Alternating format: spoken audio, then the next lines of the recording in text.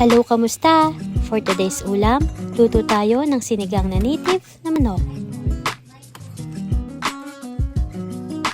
Kapag mainit na yung mantika, ilagay na yung sibuyas. Haluin lang hanggang maging translucent yung sibuyas. Pagkatapos, ilagay na yung luya. Kapag lumabas na yung aroma ng luya, ilagay na rin yung bawang. Huli kong nilalagay yung bawang kasi madaling masunog yung bawang. Pagkatapos, ilagay na yung kamatis. Haluin lang hanggang sa madurog yung kamatis. Kapag durog na yung kamatis, ilagay na yung native na manok. Sa pampalasa, naglagay ako ng patis at white ground pepper. Naglagay na rin ako ng tubig para sa sabaw. Kayo nang bahala kung gaano kadami ang sabaw na gusto nyo. Kapag kumulo na, ilagay yung gabi. Pwede rin kayong gumamit ng labanos.